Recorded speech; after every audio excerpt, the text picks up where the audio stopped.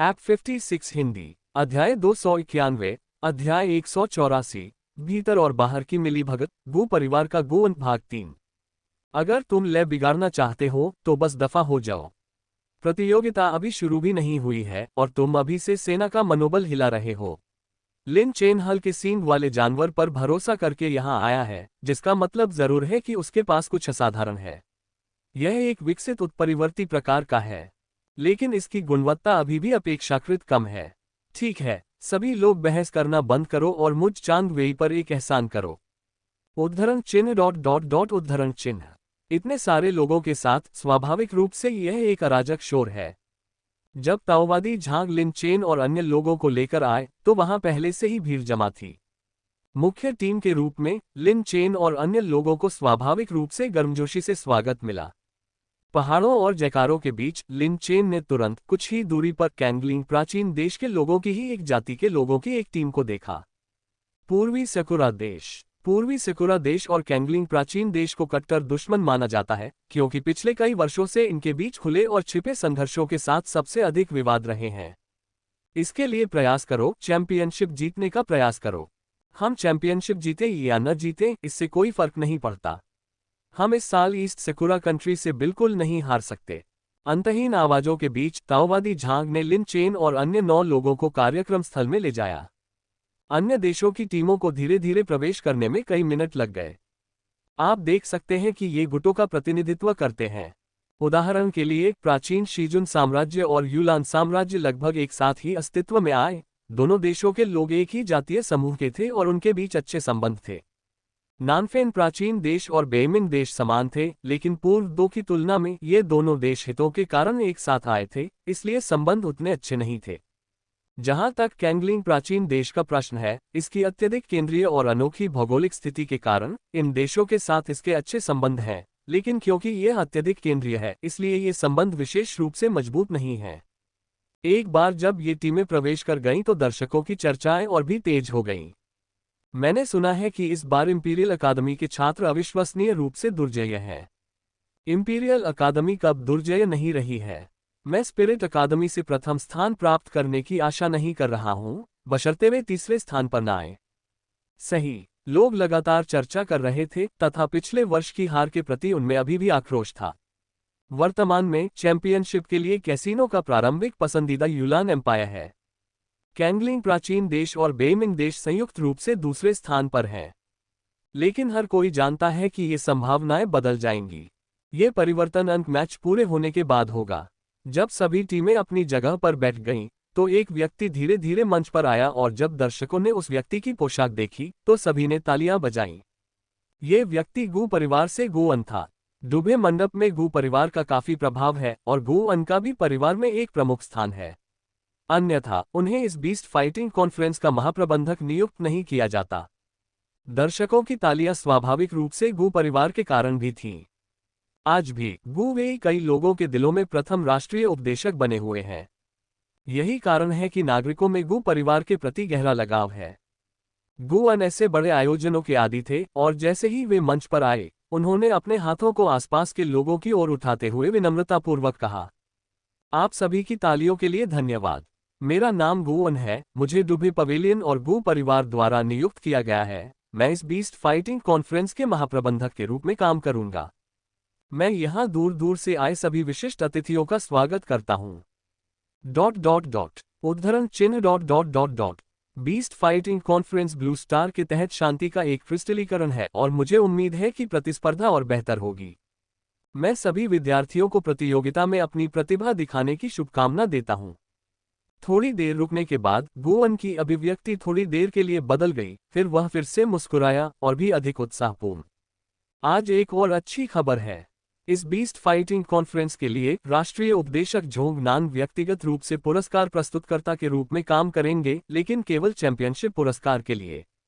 इस कथन से पूरा श्रोतागण भड़क उठा। लिन चेन का दिल भी थोड़ा हिल गया। ऐसा लगता है कि उनका अनुमान शायद सही था।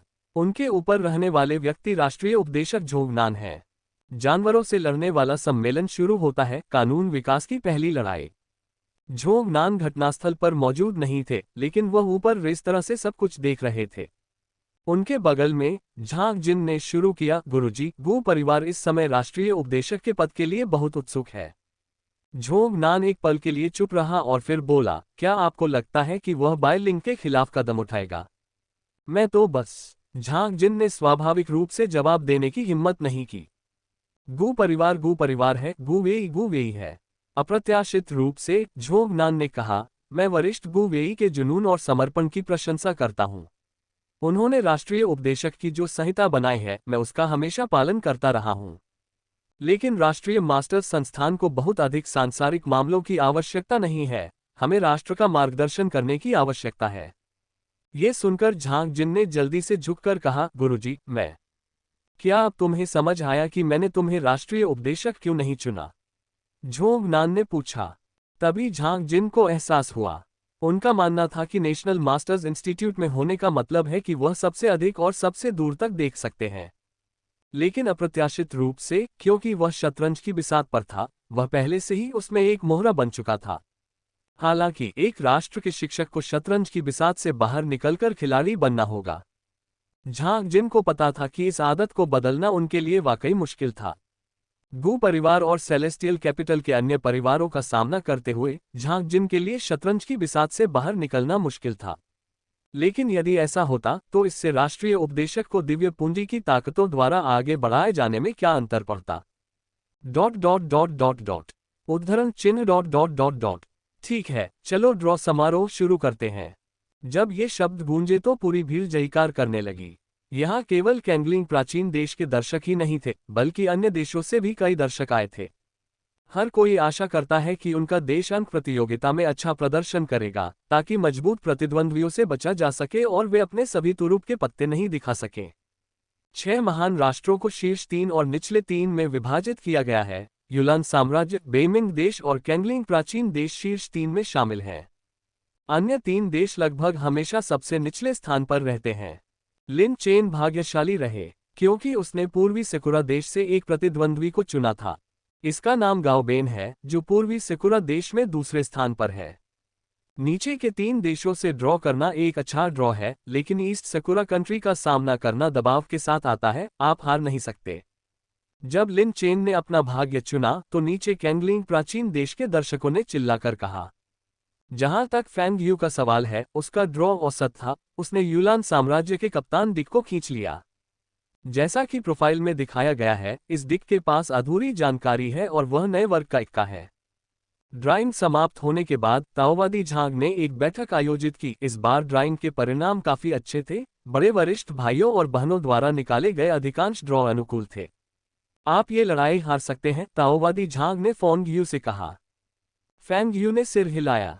ताओवादी झांग ने ऐसा इसलिए कहा क्योंकि झांग सुकिंग का ड्रॉ भी बहुत अनुकूल था। उसने सबसे कमजोर नानफेन प्राचीन देश को ड्रॉ किया। लिन चेन का ईस्ट सेकुरा कंट्री को हराना और मैच जीतना निश्चित है। इसलिए इस मैच में फैंग यू के लिए परिणाम स्वीकार्य है, चाहे जीत हो या हार। इसीलिए दाओवादी झांग ने ऐसे शब्द कहे। होटल में वापस आकर जियाओबाई और जियाओहोंग ने फिर से अंतहीन साधना शुरू कर दी। इस अवधि के दौरान जियाओबाई और जियाओहोंग शायद ही कभी दिखाई दिए। उन्होंने अपना अधिकांश समय जानवरों को वश में करने वाले स्थान में साधना करने में बिताया, आगामी जानवरों से लड़ने वाले सम्मेलन की तैयारी में। इस बार 2 स्पिरिट बीस्ट तुरुप के पत्तों के साथ आए, जियाओबाई का टियर 4 बारबेरिक ब्लडलाइन और लिटिल फॉक्स का डेमन फायर न्यूक्लियर बम। हालांकि उनके प्रतिद्वंद्वी भी असाधारण व्यक्ति हैं जिनकी ताकत कमजोर नहीं होगी। लिन चेन का मैच तीसरे दिन है, जो कि सबसे ताज़ा मैच है, लेकिन मैच से पहले की बैठक बहुत जरूरी है। उद्धरण चिन्ह। हमारी पहली लड़ाई जानवरों की लड़ाई है। लिन चेन ने दोनों आत्मिक जानवरों को देखा और कहा, प्रतिद्वंद्वी पूर्वी सेकुरा देश से है, इसलिए हम हार नहीं सकते। कैंगलिंग प्राचीन देश के विकास इतिहास को जानते हुए लिन चेन के मन में पूर्वी सेकुरा देश के प्रति ज्यादा सद्भावना नहीं है। कैंगलिंग प्राचीन देश की गरिमा के लिए और एलिमिनेशन में सुचारू रूप से प्रवेश करने के लिए यह मैच जीतना आवश्यक है। जियाओबाई ने मुंह करके संकेत दिया कि वह समझ गया है। छोटी लोमड़ी ने सिर हिलाया और चीखी। हालांकि लिन चेन ने इसे आंखें सिकोड़ कर देखा। जियाओबाई एक बुरे बैल की तरह स्थिर था, लेकिन ये छोटी लोमड़ी वर्तमान में कुछ हद तक अविश्वसनीय है। लिन चेन ने छोटी लोमड़ी को उठाया और उसे तब तक उपदेश दिया जब तक कि छोटी लोमड़ी ने मुर्गी की तरह अनाज चोंचते हुए सिर हिलाया। तुमने अभी तक लेवल क्यों नहीं बढ़ाया? क्या तुम हाल ही में बीस्ट टैमिंग स्पेस में सुस्त हो गए हो? लिन चेन ने पूछा। ऐसा नहीं है कि वह छोटी लोमड़ी पर दबाव डाल रहा है, लेकिन छोटी लोमड़ी हमेशा से ही उस पर दबाव बनाने की उम्मीद करती रही है। लिन चेन ने अनुमान लगाया कि अब तक इसका स्तर ऊपर आ जाना चाहिए था। छोटी लोमड़ी की आंखें अर्धचंद्राकार हो गईं। वह थोड़ी आत्मसंतुष्ट थी, लेकिन उसने स्पष्टीकरण देने के लिए अपना मुंह नहीं खोला। लिन चेन ने जियाओबाई को देखा। नियू नियू ने लिटिल फॉक्स की ओर देखा और फिर लिन चेन को बताया कि बीस्ट टैमिंग स्पेस में रहने के दौरान जियाओ होन सुस्त नहीं था, बल्कि हर समय आग से खेल रहा था। लिन चेन ने इसके बारे में सोचा। जब उसने लिटिल फॉक्स को छुआ था तो उसका स्तर नहीं बढ़ा था, लेकिन फिर भी उसने उसकी प्रशंसा की। आप हाल ही में बहुत तेजी से आगे बढ़ रहे हैं। इस अवधि में कुछ कौशल का प्रशिक्षण लेना बहुत अच्छा है। अगर आप कड़ी मेहनत करें तो लोहे की छड़ को भी सुई में बदला जा सकता है। जियाओबाई इसका आदर्श उदाहरण है। छोटी लोमड़ी ने सिर हिलाया। सच तो यह है कि उसे पता है कि उसकी प्रतिभा बुरी नहीं है, लेकिन वह अभिमानी नहीं बन पाया है। इसका मुख्य कारण जियाओबाई का उस पर प्रभाव है। इसलिए लिन चेन को खुशी है कि उन्होंने उस समय जियाओबाई को चुना था। इस नेता का महत्वपूर्ण प्रभाव है। पास में रहने वाला जियाओ हेई बहुत ईर्ष्यालु था। वह जल्द ही मजबूत बनना चाहता था और लिन चेन के लिए लड़ना चाहता था। लिन चेन ने इसे नजरअंदाज नहीं किया और कहा, ब्लू स्टार पर कानून का विकास दुर्लभ है, और सिर्फ इस बार आप इसका अवलोकन कर सकते हैं और सीख सकते हैं। जियो हेई ने सुना और भारी स्वर में सिर हिलाया। कानून विकास अन्य विकासों से पूरी तरह से अलग है। ये पूरी तरह से एक नया रास्ता है। जियो हेई भी चिंतित था, क्योंकि वह जानता था यदि विकास सफल हो जाए तो ठीक है, यदि असफल हो जाए तो वह अपना जीवन खो देगा।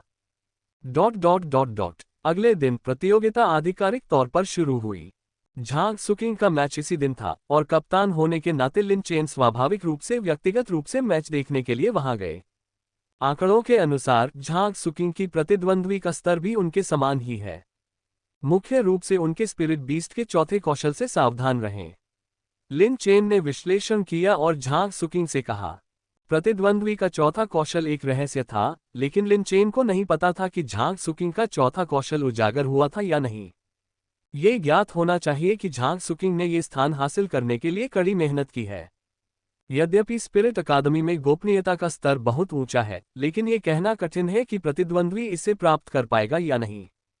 इसके अलावा झांग सुकिंग ने तुरंत हाथापाई में प्रवेश किया, जो भी काफी अनिश्चित कारक है।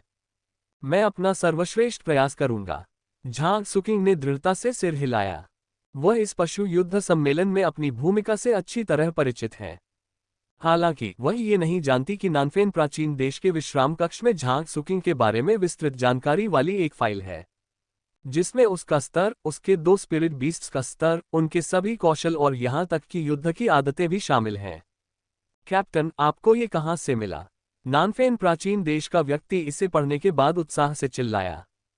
इसकी चिंता मत करो। उसके बगल में कैप्टन येदी ने उसे गंभीरता से देखा और कहा, तुम्हारी क्षमता उसकी जितनी मजबूत नहीं है, लेकिन तुम उसके खिलाफ छल कर सकते हो और किसी महत्वपूर्ण क्षण में उसे नीचे गिरा सकते हो। हालांकि प्रतियोगिता अभी शुरू भी नहीं हुई थी, लेकिन वे वहां पहले से ही चिल्ला रहे थे। यह आज का सबसे लोकप्रिय मैच भी था क्योंकि बेमिंग कंट्री से spirit beast with low evolution बाहर था। हालांकि झांग सुकिंग समझदार थे और जानते थे कि लिन चेन का बिग व्हाइट बियर बाद में कानून विकास के मार्ग का अनुसरण करेगा, और उन्होंने कहा, यदि आप देखना चाहते हैं तो बस जाओ। लॉ इवोल्यूशन दुर्लभ है, सिर्फ इसलिए नहीं कि यह महंगा है। इसके अलावा हर सफल लॉ इवोल्यूशनर उत्कृष्ट प्रतिभा वाला प्रतिभाशाली व्यक्ति नहीं होता। हालांकि ये कल्पना की जा सकती है कि इस स्तर तक पहुंचने में सक्षम आत्मा जानवर उत्कृष्ट व्यक्ति होने चाहिए।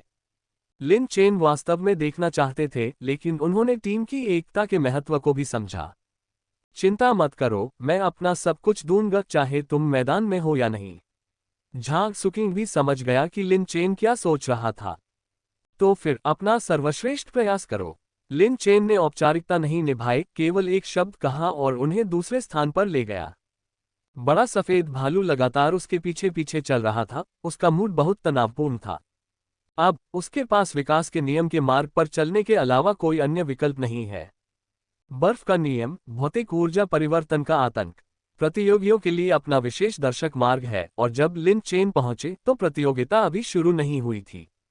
बेइमिंग देश के प्रतियोगी आमतौर पर कैंगलिंग प्राचीन देश के प्रतियोगियों से ज्यादा लंबे होते हैं। कैंगलिंग प्राचीन देश के उत्तर में स्थित होने के कारण वे स्वाभाविक रूप से ज्यादा जुझारू होते हैं, जिससे बेइमिंग देश के नागरिकों को एक योद्धा राष्ट्र का उपनाम भी मिलता है। लेकिन युद्ध के मामले में कैंगलिंग प्राचीन देश के लोग वास्तव में अजेय हैं। हालांकि हाल के वर्षों में आंतरिक और बाहरी परेशानियों के साथ डूबे मंडप जानबूझकर शांति की हवा को बढ़ावा दे रहा है। टूर्नामेंट के मंच पर लिन चेन ने तुरंत बाल्के और उसके 100 लिन बीस्ट को पहचान लिया। 100 लिन बीस्ट दिखने में बिग व्हाइट बियर जितना विशालकाय नहीं है। ये लगभग ज़ियाओबाई जितना ही बड़ा है, सीधा चलता है और इसके सिर के ऊपर 2 कान हैं जो टेलेटुबी की तरह खड़े हैं। सामान्य परिस्थितियों में इस आत्मिक जानवर में मजबूत युद्ध शक्ति नहीं होती, लेकिन ये तथ्य कि बाल्के इसे यहाँ ला सका इसकी ताकत का पर्याप्त प्रमाण है। सटीक रूप से कहें तो ये कानून विकास की शक्ति है। अपनी उपस्थिति से 100 लिन बीस्ट में ज्यादा बदलाव नहीं आया है, न ही यह इस विशेषता के साथ कोई स्पष्ट संबंध दिखाता है। जल्द ही उसका प्रतिद्वंद्वी भी मंच पर आ गया जो उतना ही दुर्जय था। एक पवित्र जानवर जिसे लीको जानवर कहा जाता है। ये यूनान साम्राज्य से आता है। यूनान साम्राज्य ने इतने वर्षों तक चैंपियनशिप पर एकाधिकार बनाए रखा है, जिससे स्वाभाविक रूप से उसकी ताकत साबित होती है। हाल के वर्षों की स्थिति पर गौर करें तो यूनान साम्राज्य के प्रतियोगियों की पवित्र जानवर दर 90% से अधिक है, जो अन्य देशों के प्रतियोगियों से कहीं अधिक है। गुणवत्ता की दृष्टि से यह एक बड़ा लाभ है। दोनों पक्ष समान स्तर पर हैं, समान रूप से लेवल 32 पर। तभी रेफरी आया, उन दोनों लोगों की ओर देखा और बोला, क्या दोनों पक्ष तैयार हैं? दोनों ने लगभग एक साथ सिर हिलाया। इसके बाद रेफरी ने घोषणा की, बीइंग कंट्री बनाम यूनान एम्पायर, 100 लिन बीस्ट बनाम लेइको बीस्ट, शुरू करना। जैसे ही रेफरी की आवाज धीमी हुई, आसपास के दर्शकों की सांसें थम गईं। पहले से ही बहुत कम लोग हैं जो विधि विकास को चुनते हैं, तथा विधि विकास की उच्च लागत के कारण सामान्य लोगों के लिए विधि द्वारा विकसित एक आत्मिक जानवर को देखना अत्यंत कठिन है, क्योंकि इसके लिए अपनी जान की बाजी लगानी पड़ती है। अंत में अगले ही सेकंड में लेइको बीस्ट पहले स्थान पर आ गया और सीधे अपने परम पवित्र बीस्ट रूप में परिवर्तित हो गया, जिसकी शुरुआत कौशल आकाश को विभाजित करने वाली दिव्य गड़गड़ाहट के प्रयोग से हुई। लेइको बीस्ट को थंडर ट्रिब्यूलेशन बीस्ट के नाम से भी जाना जाता है। सरल शब्दों में कहें तो यह बादलों को वज्रपात करने के लिए बुलाता है। इसकी अधिकांश विधियां ऐसी ही हैं। लीको बीस्ट ने 100 लिन बीस्ट की ओर लगातार कई बिजली के बोल्ट गिराए। जैसे ही बिजली गिरने वाली थी, 100 लिन बीस्ट आखिरकार हिल गया। लिन चेन और बड़े सफेद भालू ने अपनी आंखें बड़ी कर ली, गौर से देखने लगे। कानून विकास के संबंध में लिन चेन ने केवल जानवरों को वश में करने वाले खजाने के मैनुअल में परिचय पढ़ा था। 100 लिन बीस्ट के चारों ओर की हवा को तुरंत गैस से तरल रूप में परिवर्तित होते देखा जा सकता था। क्रैक, बूम, गड़गड़ाहट आ गई थी और सफेद धुआं उठ रहा था। कई दर्शकों ने सोचा, क्या विकास का नियम बस इतना ही है? इस समय जैसे ही सफेद धुआं छंटने लगा, लिन चेन सहित दर्शकों की पुतलियां सिकुड़ गईं, क्योंकि उन्होंने देखा कि 100 लिन जानवर अभी भी अपनी जगह पर खड़ा था, लेकिन उसके चारों ओर की हवा बर्फ में बदल गई थी, जो दृढ़ता से उसकी रक्षा कर रही थी। बर्फ कानून का टुकड़ा, लिन चेन हौंफते हुए बोला। यह जमाव गति सचमुच भयावह है, लेकिन बिजली की गति को देखते हुए अगले ही पल 100 लिन जानवर अंततः हिल गया, एक भयंकर दहाड़ लगाए और अप्रत्याशित रूप से उसके शरीर से सफेद प्रकाश की एक परत उत्सर्जित हुई। विकास, यह विकास मोड को सक्रिय करने जा रहा है। बहुत से लोग खुशी से चिल्लाने लगे। 100 लिन बीस्ट में परिवर्तन जारी रहे, उसके शरीर से अजीब रोशनी निकलने लगी, मांसपेशियों की आकृति धीरे धीरे धुंधली होती गई, उसकी त्वचा का हर इंच ऊर्जा के एक पात्र में परिवर्तित होता प्रतीत होने लगा, प्रकाश अधिक तीव्र होता गया, जिससे उसके चारों ओर एक चमकदार प्रभामंडल बन गया। उसका पूरा शरीर भी थोड़ा पारदर्शी होने लगा, मानो शुद्ध ऊर्जा से आच्छादित हो। जहां तक 100 लिन बीस्ट की उपस्थिति का सवाल है, तो इसमें कोई बदलाव नहीं आया। लिन चेन की आंखें चौड़ी हो गईं। पुस्तक में उल्लेख किया गया है कि कानून विकास के बाद का रूप शायद ही दिखने में बदलता है। लिन चेन ने सोचा था कि यह कानून विकास परिवर्तन बहुत अच्छा नहीं लग सकता है। अब यह अविश्वसनीय रूप से अच्छा निकला। बड़े सफेद भालू की आंखें भी चमक रही थीं। ये तो बहुत बढ़िया है।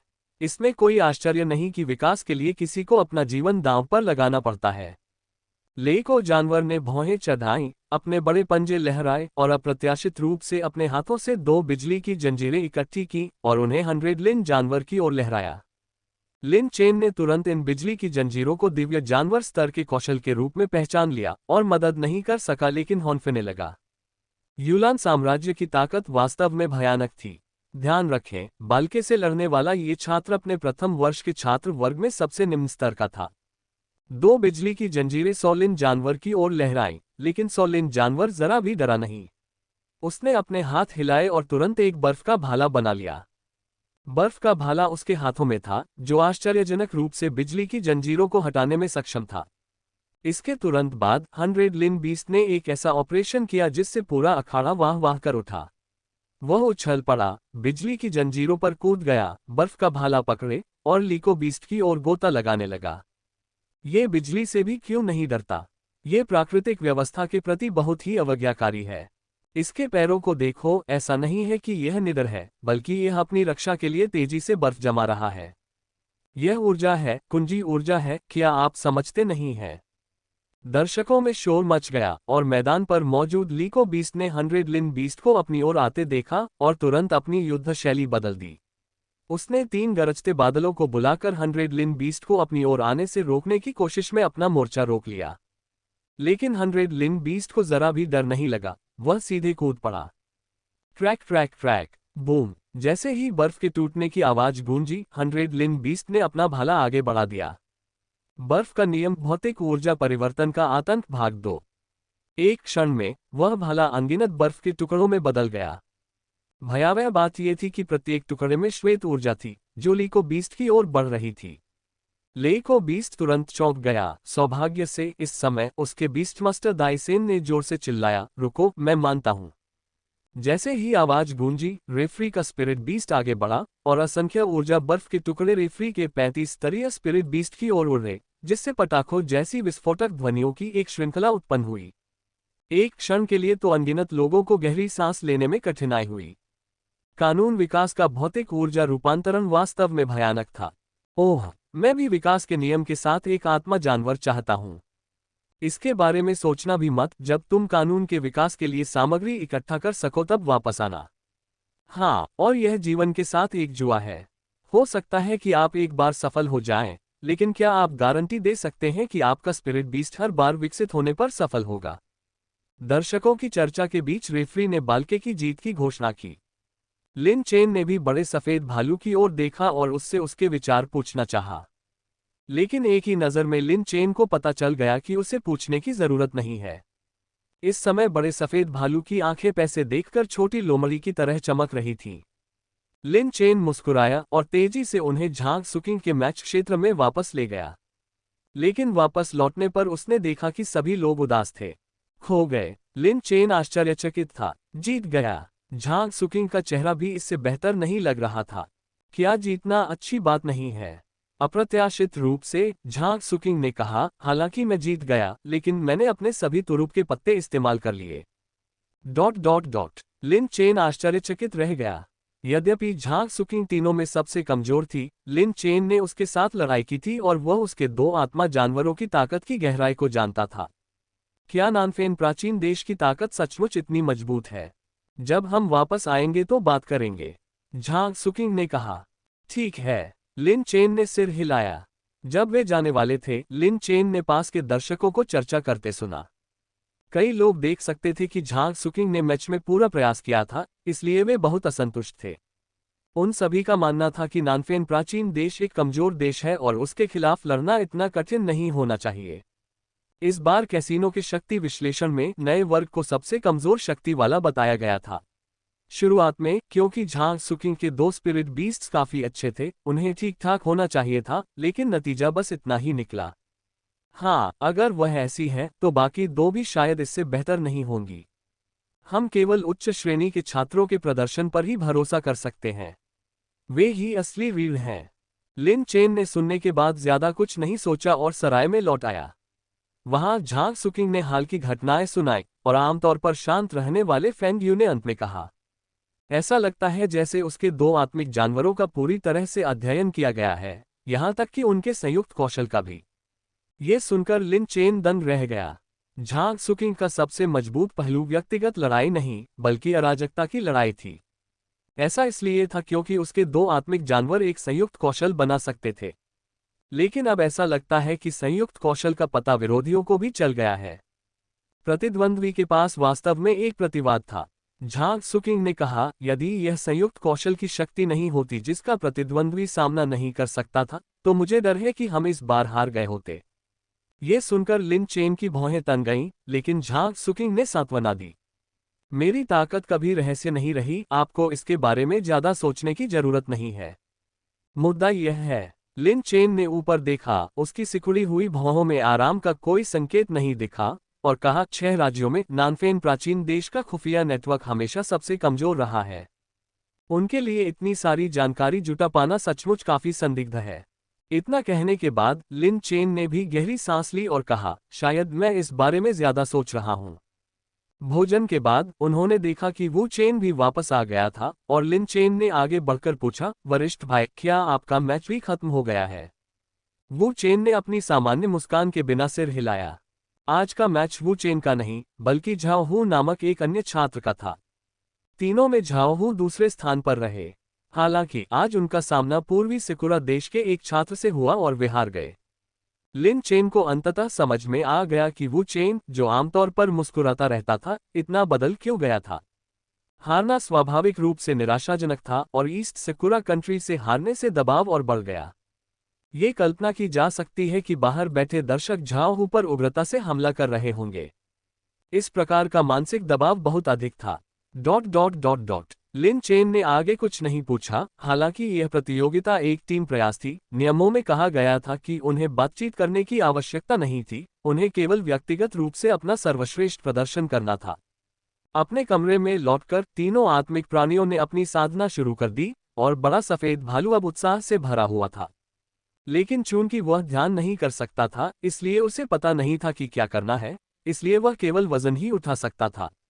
जहां तक लिन चेन का सवाल है, उसका दिमाग अभी भी 100 लिन बीस्ट की युद्ध प्रक्रिया को याद कर रहा था, और झांग सुकिंग के मुद्दे के बारे में ज्यादा नहीं सोच रहा था। अप्रत्याशित रूप से लगभग 3 घंटे बाद ताओवादी झांग उन्हें ढूंढते हुए आया। केवल वे ही नहीं आए थे, बल्कि वू चेन और सीनियर टीम के कप्तान जियांग यानफेई भी आए थे। क्या हुआ? लिन चेन ने पूछा। हम भी हार गए, जियांग यानफेई ने गहरी सांस छोड़ते हुए कहा। आज सीनियर टीम का प्रतिभागी भी तीसरे स्थान पर रहने वाला छात्र था। प्रतिद्वंद्वी को मजबूत प्रतिद्वंद्वी नहीं माना जाता था। वह प्राचीन साम्राज्य शीजुन से आया था, जिसकी रैंकिंग भी तीसरी थी। शुरुआत में तो सब ठीक चल रहा था। सीनियर का स्पिरिट बीस्ट प्रतिद्वंदी पर भारी पड़ रहा था, लेकिन मैच के आखिरी पड़ाव पर अप्रत्याशित रूप से प्रतिद्वंदी ने एक खामी पकड़ ली और हार को जीत में बदल दिया। तो आज शुरुआत एक जीत और 2 हार के साथ हुई, जो कैंगलिंग प्राचीन देश के लिए बहुत प्रतिकूल थी। आप क्या सोचते हैं? ताओवादी झांग ने तीनों कप्तानों को एक साथ बुलाया, स्वाभाविक रूप से उनके विचार जानने के लिए। लिन चेन और अन्य लोगों का भी लगभग यही विचार था कि उनकी खुफिया जानकारी अनुमान से कहीं अधिक गंभीर रूप से लीक हो गई थी। यह उनके लिए अच्छी खबर नहीं थी। आत्मा जानवरों की ताकत में निश्चित रूप से असमानताएं थीं, जैसे कि जियाओबाई 9 क्लेश जानवरों से लड़ रही थी, एक फायदा था। लेकिन अगर जियाओबाई को 9 क्लेश जानवरों की क्षमताओं के बारे में पहले से पता नहीं था, और 9 क्लेश जानवर जियाओबाई की क्षमताओं से अच्छी तरह वाकिफ थे, तो अंतिम परिणाम की भविष्यवाणी करना मुश्किल होगा। आखिरकार भले ही 9 क्लेश जानवर थोड़े कमजोर थे, फिर भी वे जीत सकते थे, क्योंकि ताकत में अंतर बहुत बड़ा नहीं था। ताओवादी झांग ने सिर हिलाया, उसके विचार भी वही थे। लेकिन इससे एक बड़ा मुद्दा उठ खड़ा हुआ। यदि वे आसानी से एलिमिनेशन राउंड में प्रवेश करना चाहते हैं, तो क्या आगामी मैचों में सभी को अपना सर्वश्रेष्ठ प्रदर्शन करना होगा? यदि ऐसा है, तो उनका पूर्ण अध्ययन किया जाएगा, जो कि उन्मूलन दौर में बहुत नुकसानदेह होगा। अंत में ताओवादी झांग ने कहा, अंकों के मैच में 2 राउंड होते हैं, जल्दबाजी मत करो, कल के मैचों के बाद देखेंगे। ताओवादी झांग को ये बहुत भारी लगा, क्योंकि सब कुछ बहुत विचित्र लग रहा था। ऐसा लग रहा था कि 3 अलग अलग देशों के प्रतिद्वंद्वी उन्हें अंदर तक जानते थे। ताओवादी झांग के मन में वास्तव में एक बहुत ही परेशान करने वाला विचार था, जो था, क्या ऐसा हो सकता है कि तीनों देश खुफिया जानकारी साझा कर रहे हों? लेकिन इसका कोई मतलब नहीं निकला। उस रात पूरा व्हाइट एम्परर शहर आज के मैचों की चर्चा से गूंज रहा था। कैंगलिंग प्राचीन देश के लोग बहुत असंतुष्ट थे, विशेष रूप से पूर्वी सेकुरा देश को मिली हार से। क्या ऐसा हो सकता है कि इस वर्ष हमें तीसरा स्थान भी न मिले? चिंता मत करो, ये तो बस पहला दिन है। हम चिंता क्यों न करें, एकमात्र जीत काफी कठिन थी। इस तरह की बातें लगातार बढ़ रही थीं और हर किसी के बीच फैल रही थीं, जिससे निश्चित रूप से वू चेन और अन्य लोगों पर काफी दबाव पड़ रहा था। जहां तक इसके पीछे के मास्टरमाइंड टाइलर का सवाल है, तो वह बहुत प्रसन्न थे। चाहे वह नानफेन प्राचीन देश या प्राचीन साम्राज्य जिजुन से जानकारी थी, ये टाइलर ही था जिसने इसे साझा किया था।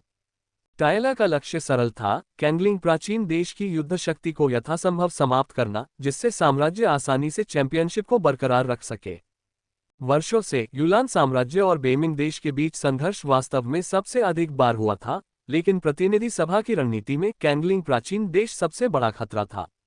ये ज्ञात था कि कैंगलिंग प्राचीन देश कभी दुनिया का सबसे मजबूत देश था। यदि कैंगलिंग प्राचीन देश फिर से उठ खड़ा हुआ तो परिणाम अकल्पनीय होंगे। इस प्रकार भले ही इसका मतलब ये था कि कैंगलिंग प्राचीन देश को एहसास हुआ कि उनकी खुफिया जानकारी लीक गंभीर थी, फिर भी उसने इस तरह से कार्य करने का फैसला किया। आपने शायद कभी नहीं सोचा होगा कि गद्दार असल में गू परिवार से था। टायलर अपनी कुर्सी पर बैठ गया, दिन के नतीजों से खुश दिख रहा था। पहले दिन के मैचों के बाद स्कोर इस प्रकार थे। युलान एम्पायर 2 जीत 1 हार 4 अंक। कैंगलिंग प्राचीन देश 2 हार 1 जीत 2 अंक।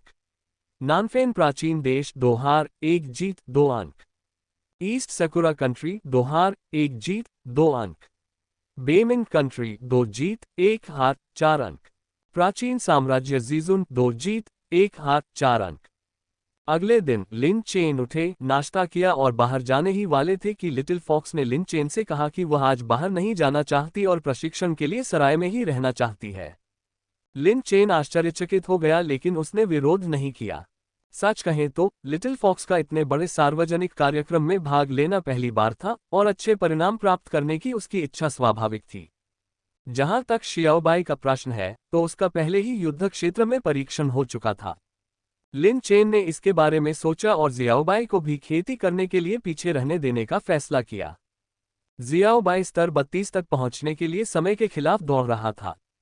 लिन चेन के अनुसार स्तर 32 तक पहुंचने से संभावित रूप से 5वां कौशल जागृत हो सकता है, जिससे उन्हें एक और तुरुप का पत्ता मिल सकता है। लेकिन जियाओबाई ने लिन चेन से कहा कि यह केवल एक छोटी सी बाधा को छू सकता है, ज्यादा नहीं, और फिर लिन चेन से शिकायत की कि वह जियाओ होंग से अलग होकर खेती करना चाहता है। क्या हुआ? लिन चेन ने आश्चर्य से पूछा, क्या तुम दोनों में बहस हुई?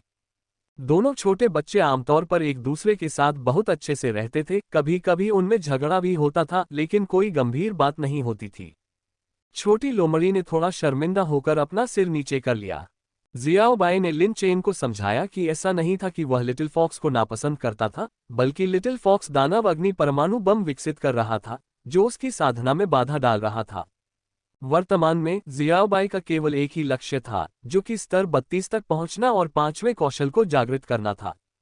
आखिरकार ये पशु युद्ध सम्मेलन न केवल कैंगलिंग प्राचीन देश के गौरव के बारे में था, बल्कि दुबे मंडप से पुरस्कार भी शीर्ष स्तर का था।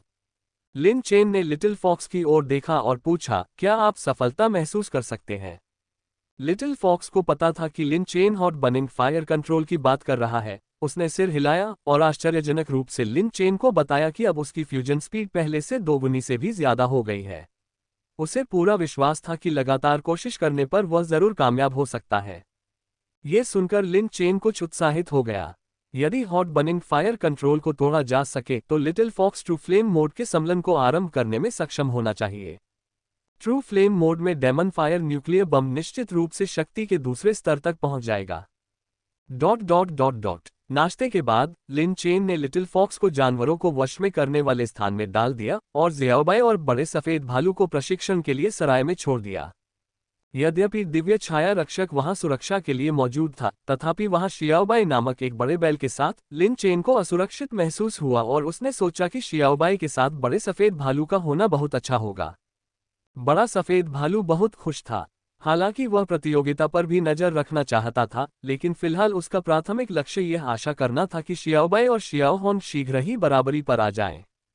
आज भाग लेने की बारी फेंग यू की है, जिसने कल एक जीत और 2 हारें हासिल की थी, जिससे कैंगलिंग प्राचीन देश पर आगे बढ़ने का दबाव अचानक बढ़ गया है। इसलिए ताओवादी झांग ने फेंग यू को इस युद्ध के लिए आदेश दिया, जिसमें जितना संभव हो सके जीतना था, भले ही इसका मतलब कुछ तुरुप के पत्ते प्रकट करना हो। कारण सरल था, यदि वे पहले राउंड में आसानी से आगे नहीं बढ़ सके और हारने वाले वर्ग में चले गए, तो उन्हें अधिक मैच लड़ने होंगे और अधिक रहस्यों का खुलासा करना होगा।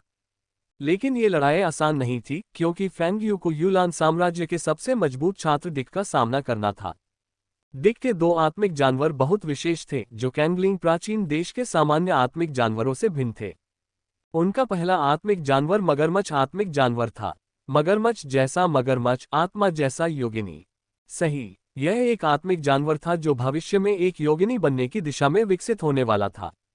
ब्लू स्टार विशाल है, इसमें अनेक प्रजातियां हैं, जिसके कारण कई क्षेत्रीय भिन्नताएं हैं। उदाहरण के लिए कैंगलिंग प्राचीन देश और पश्चिमी देशों दोनों में ड्रैगन जातियां हैं, फिर भी वे भिन्न हैं। पश्चिमी ड्रैगन जाति के पंख होते हैं, रंग गहरा होता है तथा शरीर सामान्यतः साधारण होता है। लेकिन पूर्वी ड्रैगन जाति एक बार पूर्ण विकसित हो जाने पर अत्यंत राजसी हो जाती है और अपनी आभा से पश्चिमी ड्रैगनों को कुचल सकती है। इसी प्रकार कैंगलिंग प्राचीन देश के फीनिक्स को पश्चिम में फीनिक्स कहा जाता है। एल्फ एक प्रकार का आत्मिक जानवर है जो पश्चिम में अद्वितीय है तथा कैंगलिंग प्राचीन देश में बहुत कम पाया जाता है। कैंगलिंग प्राचीन देश ने एक बार उन्हें लाने का प्रयास किया था, लेकिन अनुकूलन संबंधी समस्याओं के कारण कुछ ही सफल मामले सामने आए।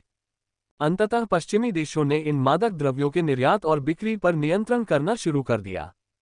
डिक का दूसरा स्पिरिट बीस्ट वह है जो फीनिक्स बनने की ओर विकसित हो रहा है, जिसे क्रिम्सन स्पिरिट बर्ड कहा जाता है।